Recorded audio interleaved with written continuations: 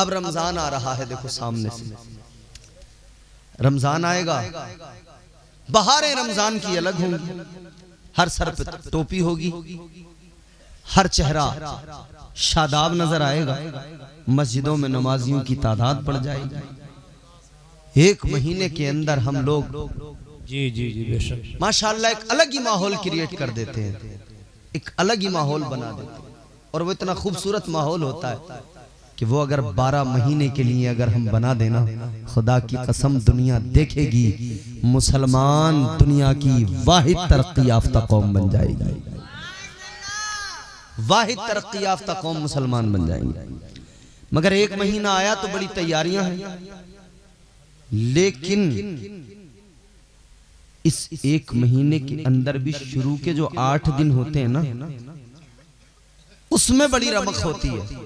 और 8 दिन के बाद में फिर बाज लोगों का जो है ना, फिर अंदाज ही बदल जाता है। 8 दिन तक तो बड़े शान के साथ पक्के मुसलमान बन के 5 वक्त घुसे जा रहे थे मस्जिदों की सफों में। गर्मियों में पंखे के नीचे उस जगह पे कब्जा था कि यहां हम खड़े होंगे। किसकी मजाल थी जो वहां पे खड़ा हो जाता साल भर का नमाजी, मगर उसकी जुर्रत नहीं थी कि उस जगह पे खड़ा हो जाता। बरसाती मेंढक की तरह जो 1 महीने वाले आते नमाजी ना, ये 8 दिन में इनकी बैटरी डाउन हो जाती है। एक हफ्ते बैटरी डाउन 8 दिन में जैसी होती है तो फिर नॉर्मल हो जाते हैं। तरावी में पहले दिन बहुत आएंगे, फिर धीरे धीरे नॉर्मल कम होते जाएंगे। आओ मेरे अजीजों जरा दिल लगाओ, गौर करो। मगर इसके बरक्स ये भी देखा गया है कि रमजानुल मुबारक वो मुकद्दस वो पाकीज़ा महीना हमारे आपके दरमियान तशरीफ लाता है। इधर रमजानुल मुबारक आता है, इधर हमारी हालत गैर हो जाती है। चंद लोग तो बेचारे अल्हम्दुलिल्लाह उनकी ईमानी रमक उन्हें मस्जिदों की तरफ लेके जाती है, उनका ईमानी जज्बा उन्हें जो है ईमानी एहसासात का बेदार, उन्हें जो है ईमानी एहसासात याद दिलाता है, उनका ईमानी जज्बा उन्हें खींचता है। चलो रोजे रखेंगे, नमाजें पढ़ेंगे, चलो रब को मनाएंगे, परवरदिगार को राजी करेंगे, अपने मौला की बारगाह में सर झुकाएंगे, अपने परवरदिगार को राजी करेंगे। लेकिन कई तो ऐसे होते हैं रमजान भी आ जाता है मगर उनके अंदर कोई बदलाव नहीं आता। वो रमजान के अंदर भी अल्लाह ताला के एहसानात को याद नहीं करते, वो रमजान में भी अल्लाह की अताओं को याद नहीं करते, वो रमजान के अंदर भी उसी हालत पे होते हैं। कितने बुजुर्ग हमने देखे जो रमजान में खुलेआम गांव देहात में बीड़ियां पीते नजर आते हैं, कितने जवान देखे जो रमजानुल मुबारक में खुलेआम खाते पीते नजर आते हैं। आज मेरे पास अभी मैं इस कुर्सी पे जब आके बैठा, किसी ने मुझे एक व्हाट्सएप पे मैसेज डाला, उसने कहा हजरत एक बात जरा सा सुनना है, लाइव आपको सुनने के लिए आया हूँ, एक बात जरूर बता के जाना कि इंसान अपने नफ्स को कैसे काबू में करे, इंसान अपने नफ्स पर कैसे कंट्रोल करे। मेरे अजीजों, शैतान हमारा खुला दुश्मन है नहीं। अल्लाह ताला ने फरमाया इन्नश शैतान लिल इंसानी अदुव्वुम मुबीन। अल्लाह ने फरमाया बेशक शैतान इंसान का खुला दुश्मन। हमारा हाल ये, हमने गुनाह किया और कह दिया शैतान ने करवाया। बिल्कुल शैतान तो बहकाता है। थोड़ा दूर से नहीं ले रहा है आवाज, माइक थोड़ी सी आवाज इसकी बढ़ानी पड़ेगी, दूर से लेना चाहिए आवाज। शैतान इंसान का खुला दुश्मन है। हमने गुनाह किया, कह दिया भाई शैतान ने बहका दिया। गुनाह हम करें, बिल्कुल शैतान बहकाता है। उसने तो अल्लाह से वादा किया कि मैं तेरे बंदों को जरूर बहकाऊंगा। परवरदिगारे आलम की बारगाह में शैतान ने कसम खा के कहा था, क़ाल फ़बिइज़्ज़तिका लअग़वियन्नहुम अजमईन, कहने लगा मौला तेरी इज्जत की कसम खा के कहता हूं तेरे बंदों को जरूर बहकाऊंगा। शैतान ने तो कह दिया था बहकाऊंगा, लेकिन मुझे एक बात बताओ, रमजान के अंदर शैतान को कैद कर दिया जाता है। रमजान के अंदर शैतान तो बहकाने नहीं आता, तो फिर रमजान में गुनाह कैसे? अच्छा, शैतान जब तक शैतान नहीं बना था उससे पहले क्या था? इबादत गुजार था ना। जब तक उसने अल्लाह की नाफरमानी नहीं की थी वो बड़ा इबादत गुजार था, तकवा शियार था, साजिद था, बहुत नमाजें पढ़ी, बहुत सजदे किए।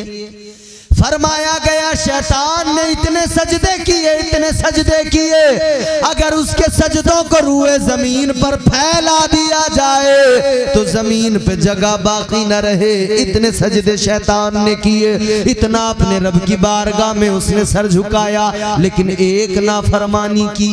अल्लाह ने फरमाया आदम को सजदा कर, इसने नहीं किया। यही तो इसका जुर्म था। जी जी। अच्छा, शाबाजपुर वाले लोगों ईमानदारी से बताना, क्या इसने शराब पी थी? बोलो, जोर से बोलो। क्या शैतान ने जुआ खेला था? क्या शैतान ने कहीं डांका डाला था? क्या शैतान ने किसी घर में ताक झांक की थी? किसी की दीवार पर छलांग लगाई थी? शैतान ने शराब नहीं पी, जुआ नहीं खेला, जिना नहीं किया, किसी की दीवार पर छलांग नहीं लगाई, कुछ नहीं किया। एक नाफरमानी, एक सजदे सैकड़ों हजारों, नाफरमानी एक। अल्लाह ने क्या फरमाया? परवरदिगारे आलम ने फरमाया काला फखरुज मिनहा फइन्नका रजीम व इन्ना अलैका लानता इला यौमिद्दीन। अल्लाह ने फरमाया ओ मरदूद दफा हो जा, मेरी बारगाह से निकल जा, तुझे कयामत तक के लिए लानती बनाया जा रहा है। बेशक बेशक। एक नाफरमानी की, सजदा नहीं किया, अल्लाह ने कयामत तक के लिए इसे लानती बना दिया, मरदूद बना दिया। मगर गौर करो मेरे अजीजों, एक नाफरमानी ऐसी कि उसमें अल्लाह के पैगंबर की तौहीन, एक नाफरमानी ऐसी कि उसमें अल्लाह के पैगंबर का अदब नहीं था, तौहीन कर बैठा, अल्लाह नाराज हुआ तो परवरदिगार ने मरदूद बना दिया, मलाऊन बना दिया। अल्लाह ने सारे सजदे उसके बर्बाद कर डाले। परवरदिगार ने फरमाया सारे सजदे तेरे मुंह पे मारे जाते हैं, लानती बना दिया। गौर करो ताजदारे मदीना के गुलामों, एक नाफरमानी पर अल्लाह ताला ने उसे इब्लीस बना दिया।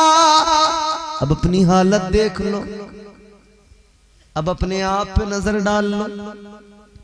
हम एक नाफरमानी नहीं करते, हम नाफरमानी पे नाफरमानी, नाफरमानी पे नाफरमानी, पूरा दिन नाफरमानी। एक नाफरमानी पे अल्लाह ने उसे मरदूद बना दिया, मगर ये सदका मदीने वाले मुस्तफा का है। इतने गुनाह कर लिए लेकिन परवरदिगार ने फिर भी मरदूद नहीं बनाया। अल्लाह ताला ने फिर भी गुनाहों पे पर्दे डाल दिए। जी जी बेशक बेशक। तो शैतान जब तक शैतान नहीं बना था तब तक तो वो ऐसा नहीं था ना, इबादत गुजार था। तो अब सवाल ये पैदा होता है कि शैतान से पहले कोई शैतान नहीं था। तवज्जो मेरी तरफ सुने बात, शैतान से पहले कोई शैतान नहीं था, इब्लीस से पहले कोई इब्लीस नहीं था। हम गुनाह करके कहते हैं शैतान ने बहकाया, लेकिन शैतान ने जो नाफरमानी की, बोलो उसको किसने बहकाया?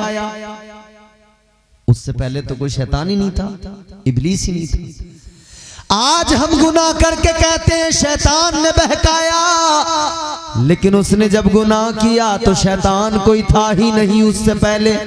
उसको किसने बहकाया, उससे किसने गुनाह करवाया? तो मेरे अजीजों पता लगा एक शैतान और भी है जो बंदे को बहकाता है, गुनाह करवाता है। ऐ लोगों, फरमाया उलमाए किराम ने, वो दूसरा जो शैतान है जिसने इस शैतान को भी बहकाया था, वो दूसरा शैतान नफ्स हुआ करता है। ये नफ्स इंसान को बहकाता है। शैतान ने तो बहकाया है लेकिन नफ्स भी बहकाता है। गौर करो मेरे अजीजों, इधर रमजान से पहले पहले शैतान अपना काम करता रहा और नफ्स हमारा गुनाहों का आदी बन गया।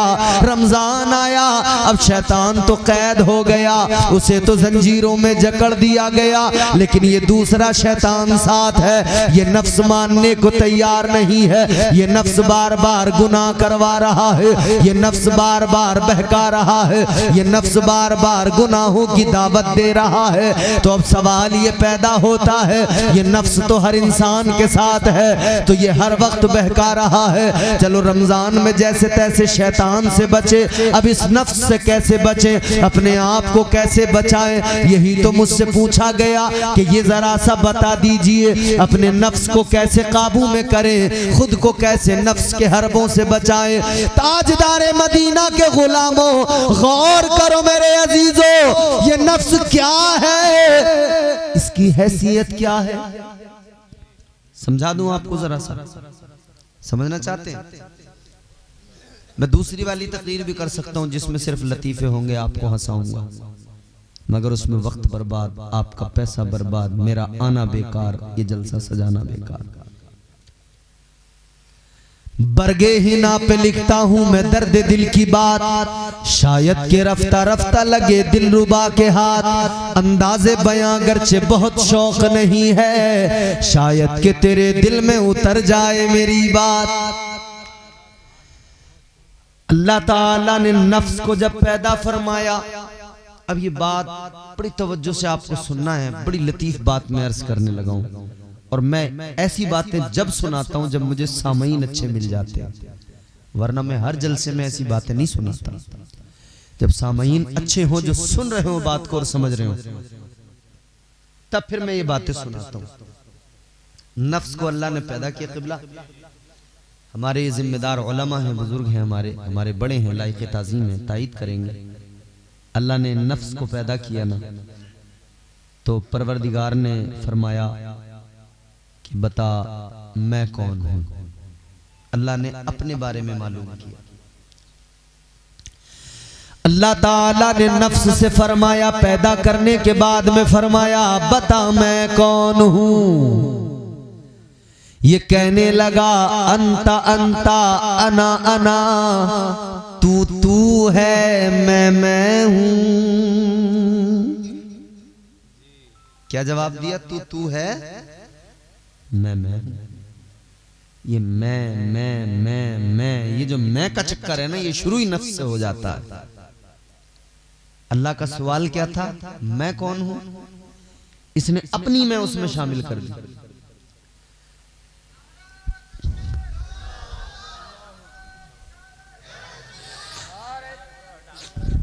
हेलो हेलो, नारे तकबीर, नारे तकबीर, नारे रिसालत, नारे रिसालत, नारे रिसालत। जनाब सैयद सरताज मियां साहिब क़िबला, जनाब सैयद सरताज मियां साहिब क़िबला, नारे तकबीर, नारे रिसालत, नारे रिसालत। उलमाए अहले सुन्नत पैगामे मुस्तफ़ा कॉन्फ्रेंस, पैगामे मुस्तफ़ा कॉन्फ्रेंस, अरकीन कमेटी शाहबाजपुर कला, नारे तकबीर, नारे रिसालत।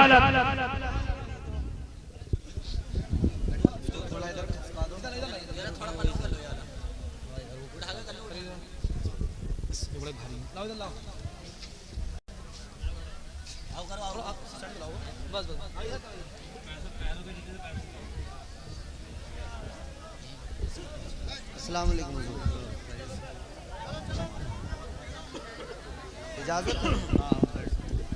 सब लोग बैठ जाएं सुकून से, हजरत का दीदार करें और हजरत के बैन बाद दस्तारबंदी की जाएगी। उसके बाद सरकार दुआ फरमाएंगे इंशाअल्लाह। सब बैठे हैं, खामोशी माहौल बना लें।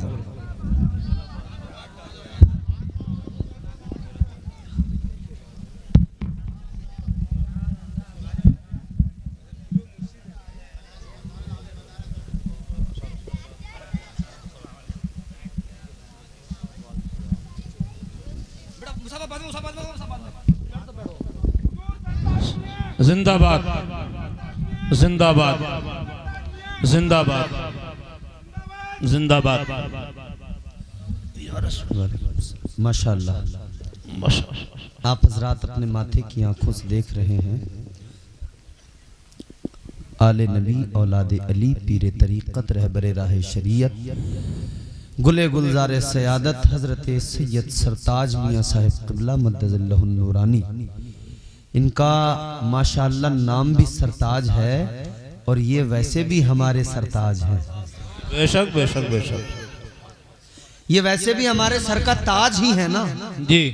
तमाम सादात हमारे सरों के ताज हैं। बेशक हमारा यहाँ भी कब्र में भी आखिरत में भी इन्हीं के सहारे इन्हीं के सदक़े में काम चलना है। बेशक बेशक, क्योंकि ये मुस्तफ़ा के शहजादे हैं, ये हुजूर की आल है, इनकी बड़ी शान है।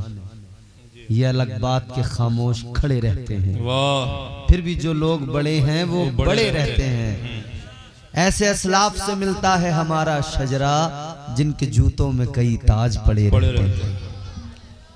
हजरत तशरीफ ले आए हैं, आप हजरत के चेहरे की जियारत करें, मुस्तफीज हों। और मैं बहुत जल्दी अपनी गुफ्तगू इख्तिताम तक पहुंचाने की कोशिश कर रहा हूं। बस थोड़ी सी जहमतें हैं, ये बात मेरी सुन लें, फिर इंशाअल्लाह ताला आप हजरत का दीदार कर ही रहे हैं। दस्तारबंदी हजरत के हाथों से होनी है, मुकद्दस मुबारक हाथों से। उसके बाद में जो भी आगे की तरकीब रहेगी प्रोग्राम की वो होगा। अब जरा तवज्जो करें और मोहब्बत से कह दें सुभान अल्लाह। अच्छा, आप परेशान तो नहीं हो रहे? मेरी बात आपको समझ आ रही है तो और जोर से बोलें सुभान अल्लाह। तो मसला यह है, मैंने अर्ज किया ना, इंसान अना का शिकार जो होता है ना, मैं ये जो करता है, आज जिधर भी देखो हालात यही हैं। मैं ऐसा मैं वैसा, मेरे पास इतनी जमीन, मेरे पास इतने मकान, मेरे पास इतने प्लॉट, मेरे पास ये, मेरे पास वो। जिसे देखो अना का शिकार हो गया है, इसी में बीमार हो गया है। इसी की वजह से न जाने किन किन मुसीबतों का शिकार हो गया है। मगर इंसान का नफ्स जो कहता है अना अना, मैं कहो ना फला आदमी बड़ा अच्छा है, तो आदमी कहता हाँ है, मगर मैं भी मैं हूं, मैं किसी से कुछ कम हूं। अल्लाह ताला ने जब नफ्स को पैदा फरमाया, परवरदिगार ने फरमाया बता मैं कौन हूं। कहने लगा अंता अंता अना अना, तू है मैं हूं। अल्लाह ताला नाराज हुआ, परवरदिगार ने फरिश्तों को फरमाया मेरी बारगाह में गांव का प्रधान अगर किसी से नाराज हो जाए, कहता मेरे सामने खड़े होने की जुर्रत, कोर्ट कचहरी करवा दूंगा, थाने में पकड़वा दूंगा। थाने में पकड़वा भी देते हैं, अंदर भी करवा देते हैं, झूठे केस भी लगवा देते हैं। ये जब गांव के प्रधान का हाल ये है, तो ये प्रधान की औकात क्या, परवरदिगार की शान क्या, अल्लाह का मकाम मर्तबा, परवरदिगार की अजमत।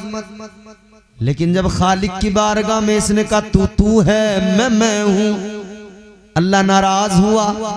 परवरदिगार ने फरमाया फरिश्तों इसे लेके जाओ, दोज़ख में डाल दो। दोज़ख में डाल दिया गया। कितना? 1-2 साल नहीं, 2-4 साल नहीं, फरमाया गया, सूफिया फरमाते हैं 300 साल तक इसको दोज़ख में रखा गया।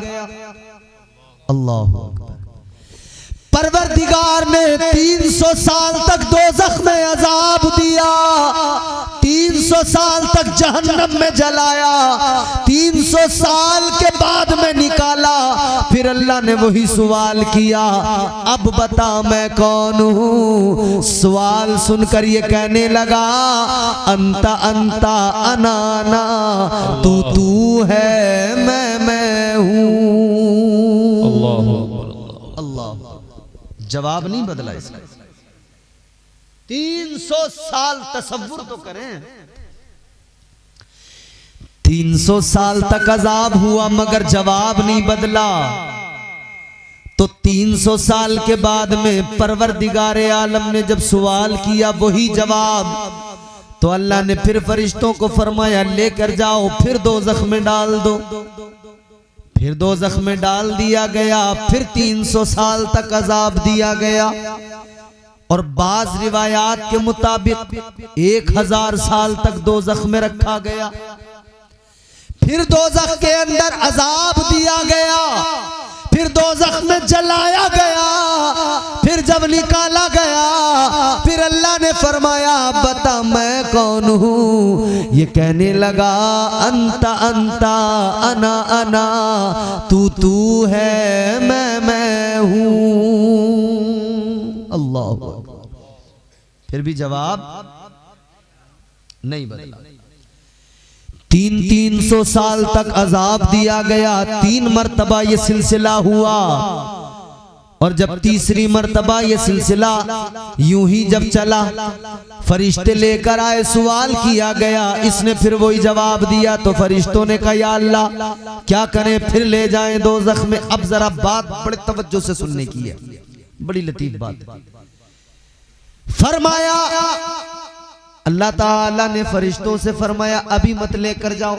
फरिश्तों ने कहा अल्लाह जवाब वही है, जवाब इसका बदलता नहीं, तो फिर से दोज़ख में ले जाते हैं, डाल देते हैं। अल्लाह ताला ने फरमाया फरिश्तों दोज़ख में अब मत लेकर जाओ, अजाब बहुत दे दिया, जवाब नहीं बदलता। तो या अल्लाह क्या करें।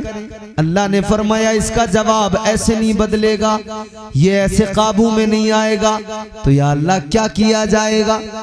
परवरदिगार आलम ने फरमाया अगर इसे काबू में करना है तो ये काबू में ऐसे नहीं आएगा। इसके ऊपर भूख का बोझ डाल दो, इसके ऊपर फाकों का बोझ डाल दो, इसके ऊपर बंदगी का बोझ डाल दो, इसके ऊपर सजदों का बोझ डाल दो, इसके ऊपर इबादतों का बोझ डाल दो, इसके ऊपर नमाजों का बोझ डाल दो। जैसे ही अल्लाह का हुक्म पाकर इस नफ्स के ऊपर भूख का बोझ डाला गया, इसके ऊपर बंदगी का सजदों का बोझ डाला गया, इबादतों का बोझ डाला गया।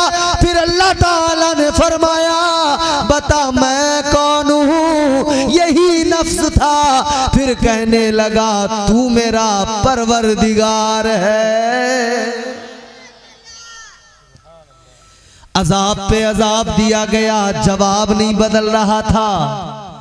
मगर गौर तो करो, जब सजदों का बोझ डाला गया, जब फाकों का बोझ डाला गया, जब भूख को इसके ऊपर मुसल्लत किया गया, तो यही नफ्स काबू में आ गया, यही कंट्रोल में आ गया। फिर यही नफ्स कहने लगा ऐ मौला तू ही तो परवरदिगार है, तू ही तो खालिक़े कायनात है, तू ही तो मेरा राज़िक है, तू ही तो मेरा मालिक है, तू ही मुझे पैदा करने वाला है, तू ही इज्जत व जिल्लत देने वाला है। तो पता लग गया ये नफ्स अगर काबू में नहीं आता हो तो इसे काबू में करने का एक तरीका है, वो तरीका अल्लाह ने दिया है। इस पर भूख का बोझ डाल देना, सजदों का बोझ डाल देना, और अल्लाह ताला ने इसे काबू करने के लिए वही निजाम भी दिया, वही दस्तूर भी दिया। अल्लाह ने 11 महीने साल के दिए, हलाल चीजें खाते रहो पीते रहो, लेकिन एक महीना रमजान आ गया। अल्लाह ने फरमाया अब जरा नफ्स को काबू में करना है, अब जरा इसे भूखा रखना है, इस पे भूख का बोझ डालना है। अब इसे एक महीना भूख का बोझ डालो, भूखा रखो, फाकों में रखो, सिर्फ सहरी हो बोझ डालोगे ये तुम्हारे काबू में आ जाएगा। और अल्लाह ने 5 वक्त की नमाजें फर्ज फरमाकर ये ज़ाब्ता दे दिया, ऐ मेरे बंदो तुम अगर 5 वक्त सर झुकाते रहोगे और नफ्स पर सजदों का बोझ डालते रहोगे तो ये तुम्हारा नफ्स तुम्हारे काबू में रहेगा। पता लग गया ये काबू से बाहर जाता ही तब है जब नमाजें छोड़ दी जाएं, रोजे छोड़ दिए जाएं।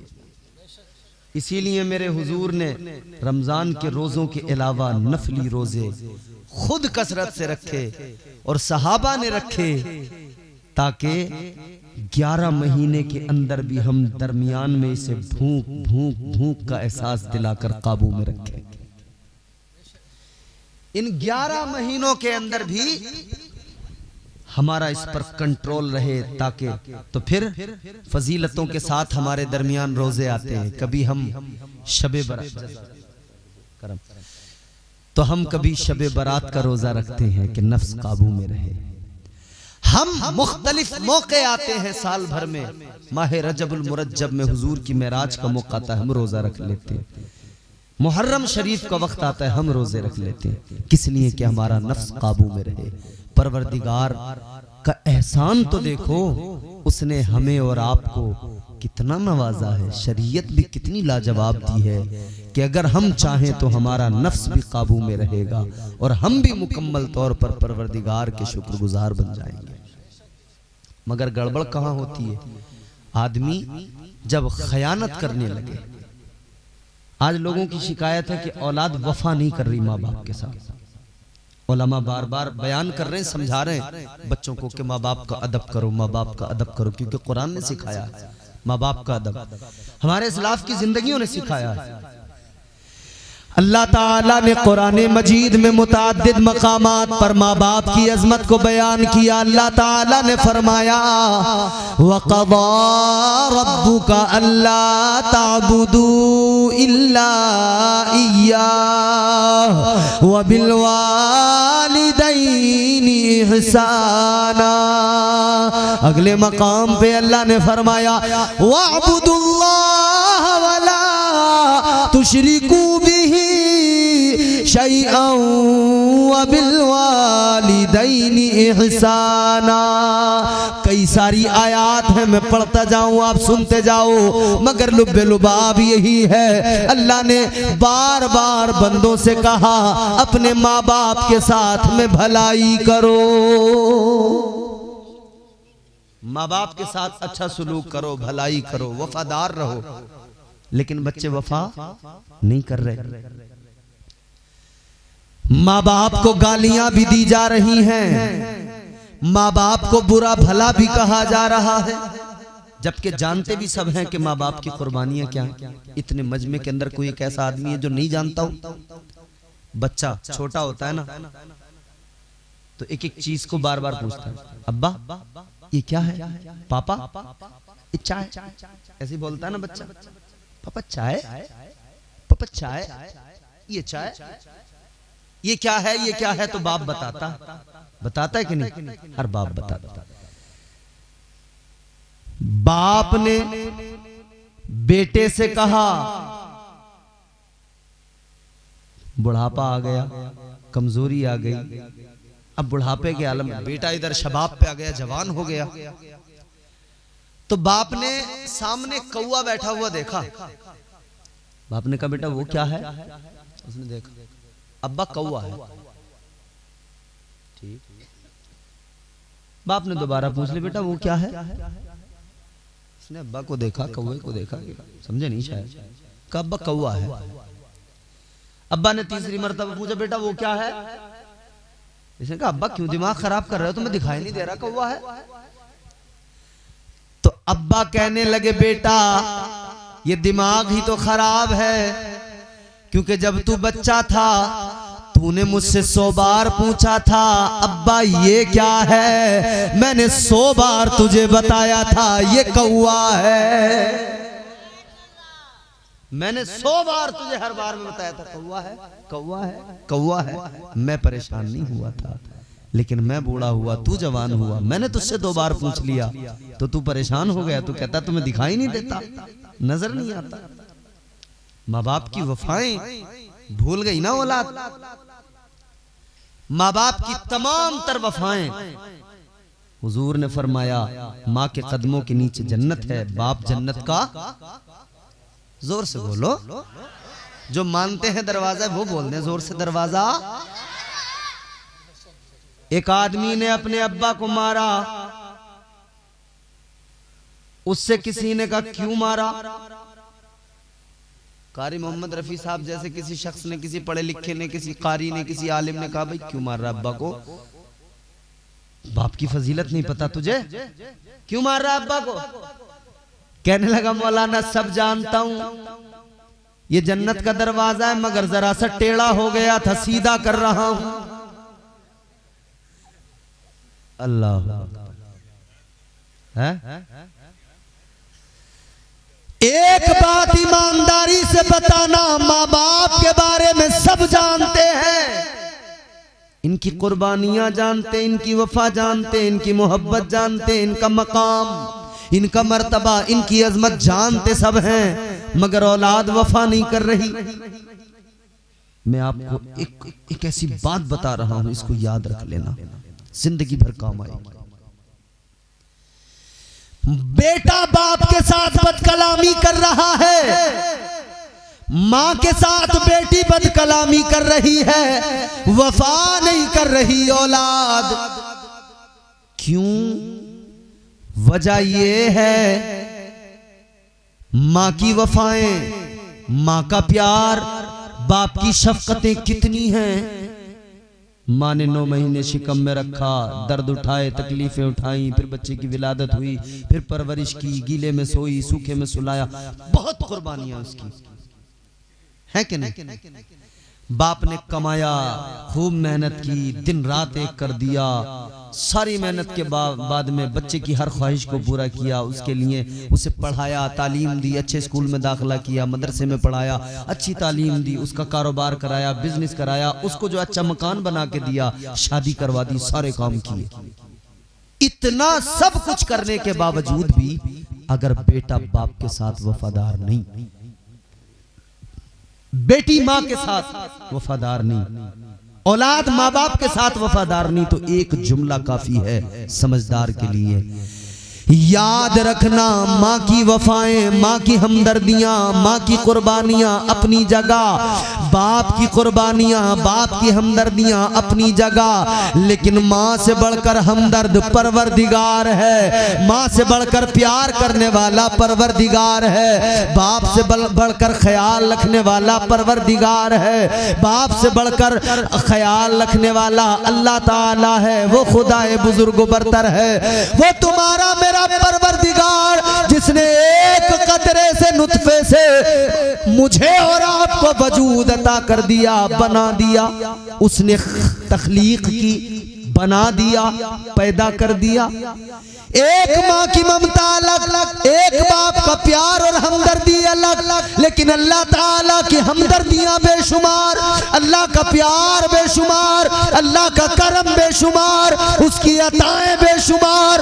तो मेरे अजीजों, माँ बाप की वफाओं को देखकर लोग कहते हैं माँ बाप ने इतना किया, औलाद वफादार नहीं। जरा ये भी तो सोचो, अल्लाह ने इतने करम किए, तुम अल्लाह के साथ वफादार नहीं, तो जब तुम अल्लाह के साथ वफा नहीं कर सकते तो तुम्हारी औलाद तुम्हारे साथ क्या वफा कर सकती है? अल्लाह के साथ वफादार नहीं बने, उसका प्यार तुमने याद नहीं रखा, तुम्हारा प्यार तुम्हारी औलाद ने भुला दिया, तुम्हारी मोहब्बत तुम्हारी औलाद ने। याद रहे, अपने आप को बदलना होगा। हुजूर ने बेहतरीन बनाया है, बदतरीन ना बने, बेहतरीन बनाया है। फरमा दिया कुंतुम खैरा उम्मतिन उखरिजत लिन्नास, बेहतरीन बनाया अल्लाह ने। तो अब किसी नाई की दुकान पर जाके ये नहीं कहना कि तुम हमें बेहतरीन बना दो, है नहीं? अच्छा, मैं एक बात नहीं समझ पाया, कारी मोहम्मद रफी साहब, हुजूर एक बात समझ में नहीं आती, अल्लाह ने फरमाया मैंने तुम्हें बेहतरीन बनाया और हम नाई से जाके कह रहे हैं कि आप बेहतरीन बना दो, और फिर वो नाई जिसे अलिफ नहीं आता, हिंदी का आ नहीं आता, इंग्लिश का ए नहीं आता, लिखना वो नहीं जानता, पढ़ना वो नहीं जानता, कुछ उसे आता जाता नहीं, और उससे हम पूछते हैं कि यार चेहरे पे धब्बे हो रहे हैं, क्रीम कौन सी लगाऊं? अबे ये MBBS डॉक्टर है, इसे हिंदी का आ नहीं आता, इंग्लिश का ए नहीं आता, जाहिल बिल्कुल, और इस निपट जाहिल से कह रहे हैं कि यार चेहरे पे धब्बे हो रहे हैं, तो वो भी पूरा डॉक्टर बन जाता है। बोले वो तुम एक काम करो, मैं क्रीम बता दूंगा तुम्हें, वो तुम रात को रोज लगा के सोना, बोले तुम्हारा चेहरा खिल जाएगा। तो बोले यार उसमें तो टाइम लगेगा। बोले हाँ थोड़ा सा टाइम तो लगेगा। तो बोले मैं तो ये चाह रही हूँ कि अभी गोरा बना दो मुझे। उन्होंने कहा अच्छा। बोले देखो एक तरीका है, ब्लीच लगवा लो तुम, जितना मैल है ना मुंह पे सब कट जाएगा। तो MBBS डॉक्टर समझ लिया हमने उसे, वो कह रहा ब्लीच लगवा लो, तो हम कह रहे हैं लगा दो भाई। अब उन्होंने साहब ब्लीच लगाई, हम क्या सोच के लगवा रहे हैं गोरे हो जाएंगे, लेकिन ब्लीच का काम है ये जो चेहरे पे बारीक बारीक बाल जो होते हैं ना, रुआ, ये गोल्डन कलर का हो जाता है, ये तो होता है। तो नाई से ब्लीच लगवाया गोरा बनने के लिए, लेकिन जब नाई की दुकान से निकले, धूप की जरा सी लाइट पड़ी तो पता लगा गोरे बनने गए थे, भूरे बन के आए हैं। भूरा बन के आया बिल्कुल। याद रखना मेरे अजीजों नौजवानों, गौर करो, ये जिसको तुमने समझ लिया है कि ये बहुत अच्छा बताएगा, इसको तो खुद नहीं पता कुछ भी अलिफ से बे। हुस्न किसी क्रीम से नहीं मिलता, खूबसूरती किसी क्रीम के जरिए नहीं मिलती। शहबाजपुर के जी शऊर मुसलमानों एक बात बता रहा हूं, और तुम भी फैसला करना, सोचना। अगर क्रीम लगाने से लोग गोरे हो जाते, क्रीम लगाने से अगर कोई गोरा हो जाता, तो वेस्ट इंडीज के अंदर एक भी काला नहीं होता, सब गोरे होते जी। ये जो अफ्रीका के काले वाले आदमी हैं, full black, total body black, तो इन्हें अगर बता दिया जाए कि इंडिया में कुछ नाई हैं जो गोरा होने की क्रीम बता रहे हैं, यहाँ के MBBS डॉक्टरों की दुकानें बंद हो जाएंगी, हॉस्पिटल बंद हो जाएंगे, सिर्फ नाई का हॉस्पिटल चलेगा, किसी का नहीं चलेगा। मगर याद रखना, दुनिया जानती है, दुनिया समझदार समझती है कि क्रीम लगाने से कभी हुस्न नहीं आता, कोई गोरा नहीं होता, दाढ़ी छिलवाने से कभी हुस्न नहीं आता। और जब ज्यादा छिलवाई तो छिलवाते छिलवाते गोरे बनने के चक्कर में मुंह ज्यादा छिलवाते छिलवाते फिर क्या होता ना, फिर जो बाल आते तो अंदर से हरे हरे से चमकते। तुम देखना जो पूरी शेविंग कराते हैं ना लोग, मुसलसल जब कराते रहते हैं तो फिर जो उनका जो अंदर से हरा हरा सा दिखने लगता है। गोरा बनने के चक्कर में हरिया हो गए, कभी भूरे हो गए, कभी हरे हो गए, मगर गोरे न हो सके। याद रखना, कोई क्रीम तुम्हें गोरा नहीं बनाएगी। तुम 5 नमाजों के लिए 5 वक्त वुजू किया करो, वो नूर चेहरे पे आएगा कि जिंदगी भर चेहरा चमकता रहेगा। सुभान अल्लाह, सुभान अल्लाह, माशाअल्लाह। कब्र में भी चेहरा चमकेगा, हश्र में भी चेहरा चमकेगा इंशाअल्लाह। अल्लाह ने हसीन बनाया, उसके साथ वफा करो, अपने रब के साथ। आखिरी बात है, 5 मिनट की जहमत है, अपने रब के साथ में। अच्छा, जब दुनिया में कोई किसी को धोखा देता है, तो उसे भी धोखा मिलता है कि नहीं मिलता? बोलो। दुनिया में अगर कोई किसी को धोखा देगा उसे यकीनन धोखा मिलता है, धोखा उठाना पड़ता है, मतलब नुकसान उठाना पड़ता है? अल्लाह का निजाम भी यही है कि अगर तुम रब के साथ खयानत करोगे ना तो नुकसान ही उठाना पड़ेगा। जी, अल्लाह ताला के साथ अगर कोई खयानत कर रहा है तो यकीन रहे, वो याद रखे कि अल्लाह ताला की जात के साथ में ये मामला अगर करेगा ना तो वो नुकसान में रहेगा, नुकसान में रहेगा।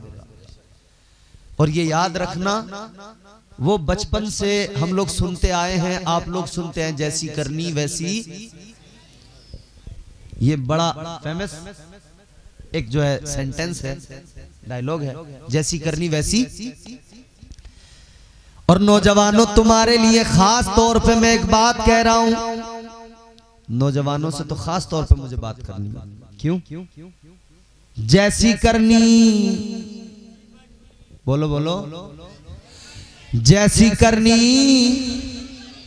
वैसी भरनी, ऐन से उसने आप लिखा हो ऐसा भी हो सकता है, पढ़ा लिखा वो शख्स गधा हो ऐसा भी हो सकता है। जी, ऐन से उसने आप लिखा हो ऐसा भी हो सकता है, पढ़ा लिखा वो शख्स गधा हो ऐसा भी हो सकता है। गैर के घर में तू जो घुसा है अपना दिल बहलाने को, तेरे घर कोई और घुसा हो ऐसा भी हो सकता है। जी जी जी, बेशक हो सकता है कि नहीं? खयानत करोगे तो नुकसान उठाओगे। जी जी जी, बेशक बेशक। गैर के घर में तू जो घुसा है अपना दिल बहलाने को, तेरे घर कोई और घुसा हो ऐसा भी हो सकता है। एक सुनार था, परहेजगार था, दयानतदार था, ईमानदार था, अल्लाह ताला की बारगाह में हमेशा सजदा रेज़ रहा करता था, अल्लाह की इबादत किया करता था। एक मर्तबा दुकान पे बैठा था, दुकान बंद की, रास्ते से गुजर रहा था, रास्ते पे एक बच्चा पड़ा हुआ मिला, लावारिस था, उसका कोई वारिस नहीं था। इसने बच्चे को देखा, इसे रहम आया, कहा इसका कोई नहीं तो चलो मैं ही इसको ले जाता हूँ, मेरे भी औलाद नहीं है, मैं इसी को पाल लूंगा, इसी को अपना बेटा बना लूंगा। घर ले आया, बीवी को लाकर दिखाया कि अल्लाह का फजल हुआ है, ये बेटा मुझे अल्लाह ने दे दिया, समझो रास्ते में मिल गया, इसका भी कोई नहीं, हमारा भी कोई नहीं, बस ये हमारा है, हम इसके हैं। उस औरत ने उसको अपना लिया, उस सुनार ने उसको बेटा बना लिया, बड़ी मोहब्बत से उसकी परवरिश की, सारी जिंदगी उसे पाला, उसकी परवरिश की, बेटा बना के पाला। और उस बच्चे को जब वो बड़ा हुआ, जवान हुआ, तो ये तो पता लग गया कि ये मेरे असल माँ बाप नहीं है, लेकिन इन्होंने मुझे पाला। मगर सुनो मेरे अजीजों, सारी जिंदगी जिसको पाला, परवरिश की, बेटा ही बनाया था ना उस औरत ने उसे, उस सुनार ने उसे बेटा ही बनाया था ना। एक रोज ये सुनार अपनी दुकान पे बैठा था, एक औरत आई, कंगन खरीदे, चूड़ियां खरीदी, कहने लगी हाथों में डाल दे, पहना दे। ये चूड़ियां पहनाने लगा, वो कंगन पहनाने लगा। जब वो चूड़ियां, वो कंगन पहना रहा था, वो हाथों की नरमी, वो गुदाज, एक लम्हे के लिए, एक लम्हे के लिए ख्याल आ गया। वो ख्याल आया जो ख्याल ही गुनाह में दाखिल कर देता है। वो ख्याल एक लम्हे के लिए आया, मगर एक लम्हे के बाद में ये थर्रा गया। एक लम्हे के लिए ख्याल आया, बाद में ये थर्रा गया। लेकिन जब घर पहुंचा ना, दरवाजा खटखटाया, बीवी दरवाजा खोलती है तो आंसुओं से मुंह धो रही है, मुसलसल रो रही है।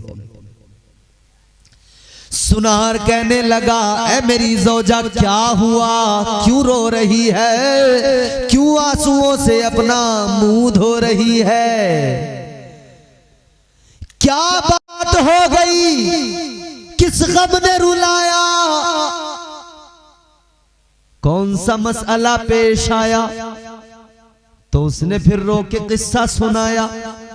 कहने लगी, एक बात बता, ईमानदारी से जवाब दे, आज तूने कौन सी करतूत की है, कौन सा गुनाह किया है कि गुनाह तूने उधर किया है और इधर तेरा जुर्म मेरे सामने आ गया है। अल्लाह। इसने कहा हुआ क्या है, बात क्या है। कहने लगी, जरूर तूने बाहर कोई ना कोई गुनाह किया है, कोई ना कोई जुर्म किया है, तेरे जुर्म की ये सजा है। का बात क्या हो गई, ये भी रोने लगा। कहने लगी, सुन ले, जिसे बेटा बनाया, जिसे पाला, जिसकी परवरिश की, आज उसी ने मेरा हाथ पकड़ लिया, इरादा बदल लिया। वो जिसको बेटा बनाया था उसकी नीयत मुझ पे खराब हो गई।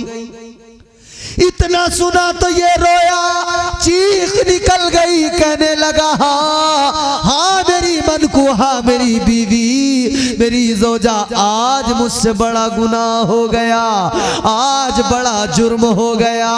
एक लम्हे के लिए जब चूड़ी पहनाई तो एक लम्हे के लिए ख्याल मेरा बदल गया, एक लम्हे के लिए गुनाह का तसव्वुर आया। उस तसव्वुर ने ये नुकसान पहुंचाया कि घर में मेरी बीवी पे उसी ने हाथ डाल दिया, जिसे मैंने बेटा बनाया, जिसे पाला, जिसकी परवरिश की। रोने लगा, कहने लगा, जुर्म तो हुआ है लेकिन फौरन मैंने इरादा बदल लिया। बीवी भी रोई, शोहर भी रोया, अल्लाह की बारगाह में गिड़गिड़ाया। कहने लगा, मौला मैं जान गया, जैसी करनी वैसी। रोया, मुआफी मांगी, तौबा की, तो परवरदिगार ने मुआफ किया। वो भी जो घर में बेटा जिसको बनाया था, जिसको पाला था, वो भी बहुत रोया, गिड़गिड़ाया, आके कदमों में गिर गया। कहने लगा, मुझे मुआफ कर दो, मेरी खता हो गई, बख्श दो। कहता, पता नहीं क्या हुआ, ये मैंने जानबूझ के नहीं किया, ये मुझसे खुद ब खुद हो गया, ये मुझसे बेखुदी में हो गया, ये तो मेरी माँ है और मैंने ये किया। कहता है, मुझे जीने का हक नहीं, जिंदा रहने का हक नहीं। ऐ लोगों, याद रखना, जब हम वफादार नहीं बनेंगे तो कोई हमारे साथ वफा नहीं करेगा। हम अल्लाह के साथ वफा करने लगे, हम अल्लाह के हुजूर सर झुकाने लगे, परवरदिगार करम फरमाएगा। तो हजरत मूसा अलैहिस्सलाम ने अर्ज किया, मौला ये उम्मत मुझे अता फरमा दे। अल्लाह ने फरमाया, ये तो बड़ी बेहतरीन उम्मत है मूसा, ये तुम्हें नहीं दी जाएगी, ये मेरे महबूब की उम्मत है। हजरत मूसा की उम्मत के लिए कानून क्या था, कोई सदका करना है, लाकर मैदान में सदके वाली चीज रख दी गई। एक आग आती थी, एक बिजली सी आती थी, सदका जिसका कबूल उसका उठा लिया या जला दिया, जिसका कबूल नहीं पड़ा है, सड़ा है, गला है, तो लोगों को पता लग जाता था इसका कबूल हो गया, इसका कबूल नहीं हुआ। तो जिसका कबूल नहीं हुआ उसको गिरी नजरों से देखा जाता था। ये मूसा अलैहिस्सलाम की उम्मत का कानून, मगर उम्मत मोहम्मद का कानून क्या? हजरत मूसा ने तौरात में पढ़ा, एक उम्मत आएगी, वो इधर मुट्ठी बंद करके सदका करेगी, खैरात करेगी, इधर ये खैरात करेंगे, उधर परवरदिगार फौरन कबूल फरमाएगा, अल्लाह फौरन मकबूल करेगा। ऐ लोगों, हजरत मूसा ने अर्ज किया, मौला ये उम्मत मुझे अता कर दे। अल्लाह ने फरमाया, मूसा ये उम्मत मेरे महबूब की उम्मत है, ये उम्मत मेरे हबीब की उम्मत है। तो हजरत मूसा ने अर्ज कर दिया, अल्लाहुम्मा जालनी मिन उम्मती मुहम्मद। अर्ज करते मौला अगर ये उम्मत मुझे अता नहीं करता तो मौला मुझे इस उम्मत में शामिल कर दे। अल्लाह ने जो दिया चुन कर दिया, दीन चुन कर दिया, ईमान चुन कर दिया, कुरान चुन कर दिया, सारी किताबों में अफजल रसूल चुन कर दिया, सारे रसूलों में अफजल। अल्लाह रसूल के वफादार बने। अल्लाह ताला मेरी गुफ्तगू को कबूल फरमाए और जो गलतियां मुझसे हुई हूँ अल्लाह मुआफ़ फरमाए। अस्तगफिरुल्लाह रब्बी मिन कुल्लि ज़ंबि व अतूबु इलैह। कलमा शरीफ पढ़ें, ला इलाहा। साहब हैं नज़ाकत हुसैन खान के साहबजादे हजरत और जनाब हाफिज मोहम्मद सुहेल हैं जनाब मोहम्मद याकूब हुसैन साहब के साहबजादे। दोनों बच्चे शाहबाजपुर कला के हैं, लिहाजा ये जलसे यूं ही नहीं किए जाते। अल्लाह रब्बुल इज़्ज़त की बड़ी मेहरबानियां होती हैं जब बच्चे हाफिज कुरान बस्ती में हुआ करते हैं। लिहाजा एक जलसा कभी जब हम थे यहाँ पर उस वक्त भी हुआ था, उस वक्त काफ़ी ताउन मदरसे के लिए किया भी गया था और उम्मीद काफ़ी है कि इंशाअल्लाह आज भी हमारे मेहमान हजरात यानी कि वो हजरात जिनका लगाव इस मदरसे से बहुत गहरा है वो इंशाअल्लाह अपनी मोहब्बत का इजहार करेंगे और मदरसे के लिए इंशाअल्लाह ताउन भी करेंगे। और जो हुफाज़ किराम के घर वाले हैं, इनके वालिदैन हैं, इंशाअल्लाह वो भी जितना चाहे मदरसे के लिए ताउन करें और असातिज़ा के लिए इंशाअल्लाह जो भी इनाम इकराम से नवाजना चाहते हैं वो इंशाअल्लाह नवाजें।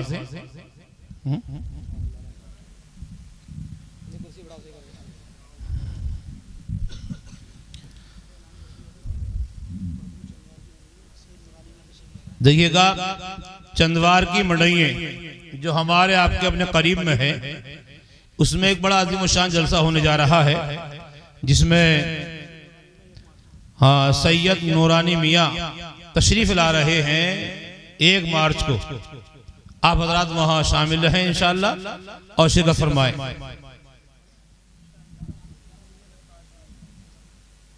इंशाअल्लाह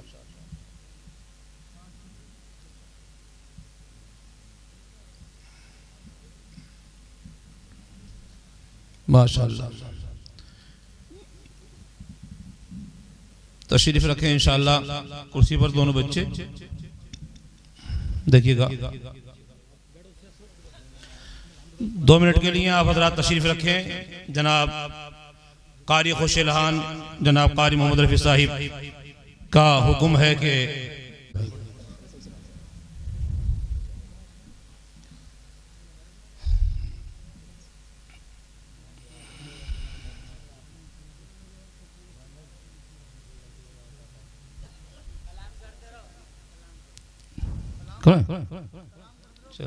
जी जी जी माशाअल्लाह। अरे साहब अल्लाह ताला ने अहले स्टेज को बड़ी इनामात से नवाजा है ना। मैं कलाम पढ़ने के लायक तो खैर नहीं हूँ लेकिन हुक्म की ताबेदारी कर रहा हूँ।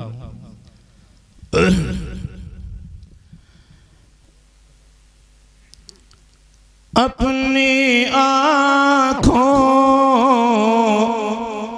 से दूर देखेंगे,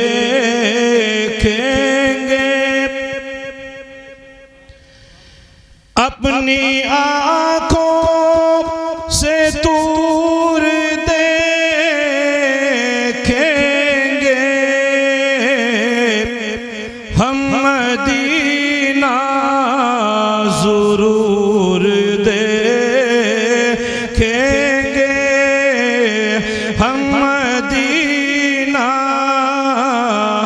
ज़रूर दे इंशाअल्लाह। सुभान अल्लाह। इंशाअल्लाह।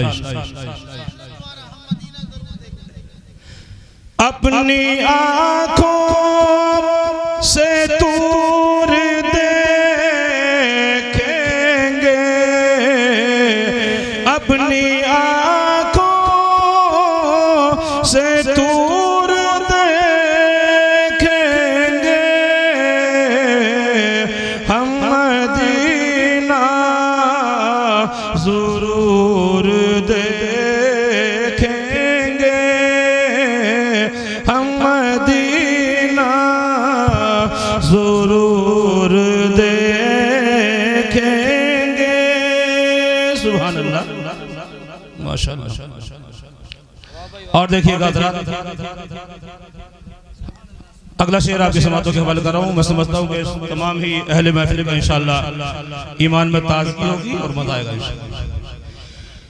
कोई देखे न देखे महशर में,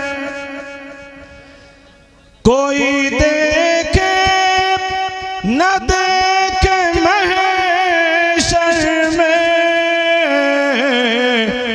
हमको मेरे हुजूर देखेंगे, हमको मेरे हुजूर देखेंगे। हज़रात देखिएगा,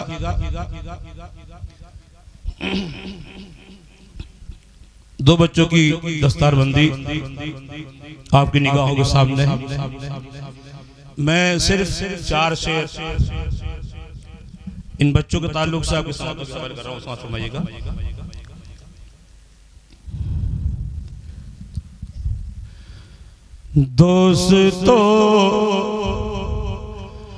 दोस्तों हाफिज़ कुरान का चेहरा देखो, दोस्तों हाफिज़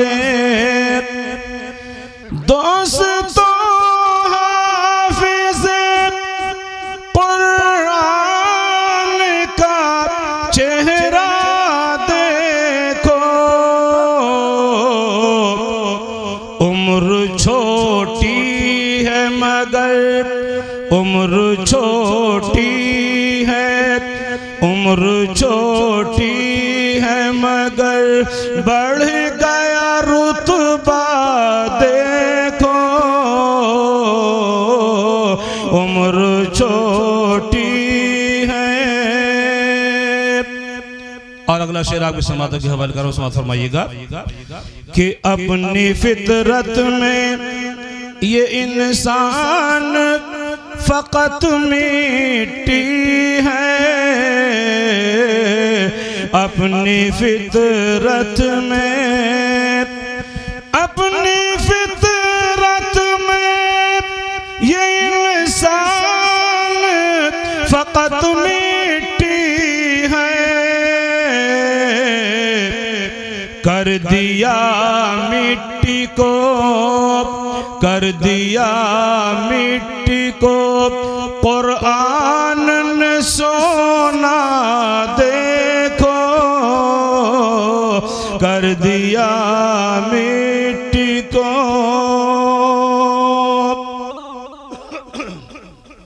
आखिरी शेर आपके समातों के हवाले कर रहा हूँ, समात फरमाइएगा कि मदरसा को जो दी इमदाद की शक्लों में, मदरसा को जो दी इमदाद कई शक्लों में,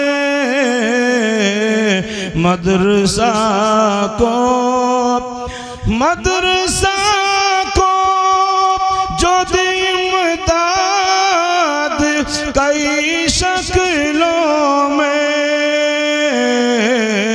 सूरते हाफिज़े, सूरते हाफिज़े कुरान वो चंदा उम्र छोटी है मगर